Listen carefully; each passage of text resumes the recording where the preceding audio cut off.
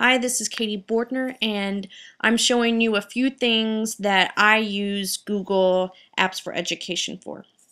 So here I am moving from nlcphs.org to the .net where I sign in. My email, I'm already logged in, so it automatically brings me up. This is what my email looks like. So I have a few columns, which makes it easier. Now I'm going to show you what we've been doing all year. So you've been filling out the Wednesday support form.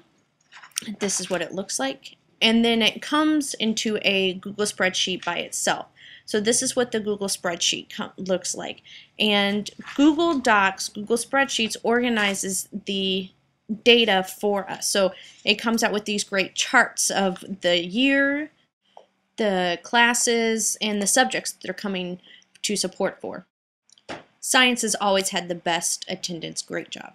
So this is making a quiz for my students. They complete a form like you saw for Wednesday support, and this is what I see. I'm the only person who sees this. It allows me to see quickly what their answers are and understand if they get it or not. Now on to simple documents. So any document that you upload to Google can become a web page. Here is my lesson plans for Picaros. Each week I update this, and then it automatically updates the web page that you see here. The link is here. I just link it from my website, so I never have to remember this long link, but automatically updates every week. Google also allows me to make worksheets, share them with my students, have the students edit them on Google, and then I can give them feedback. So here a student wrote down a PI for APA, which means walking by foot, and I send her an email so she can correct it and finish her assignment.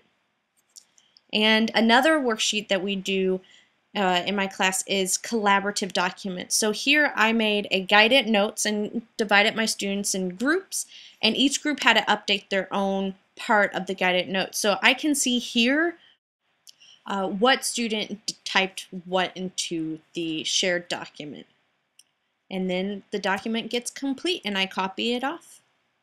So the next thing I'm going to show you is just how I use email for formative assessments. So I had students summarize something they did in class 4, and I see here that Tyshonda Davis got the idea right, so I type back. She gets immediate response, and I know what she knows. So now I'm talking about groups. I made groups for my classes. So I forgot to tell class 1 and class 5 last week that the packets I handed them at the door were due the first thing in class on Tuesday. So I send them an email, and I've already made the group, and all my students in that class are in the group, so they get the email sent to them. As you can see here, class 5 gets the email. Calendars can really help us stay organized. So I do 2 things with my calendar. One is I do scope and sequence, so I have a general idea of what I'm doing in the following weeks. And the second thing I do is allow my students to schedule time with me. So here you can see that Michael Lacey signed up to schedule time tutoring with me in the morning, and I say yes. Okay, so he sent the email earlier. Monique sent this one. I know that she's coming, so I will say yes, and I can expect them to be there. Blogging. You know, at North Lawndale College Prep, we are really doing some amazing things, and most of us don't get to hear about them. So I would encourage more of the teachers to use this as a tool to share what you're doing in the classroom and the successes you're having, so all of us can know about it.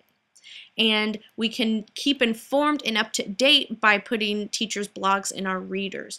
So this is my reader. Books, all the blogs that I follow get put into my reader, and I can just scroll through and see what's new.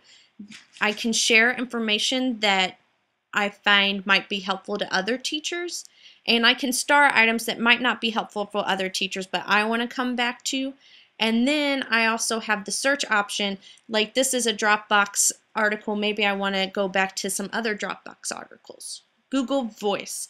I've been using this as a oral assessment tool. They use my Google Voice number, which is not my personal phone number, and it records my audio, or it records their audio, and I can email directly to them a response to what they said.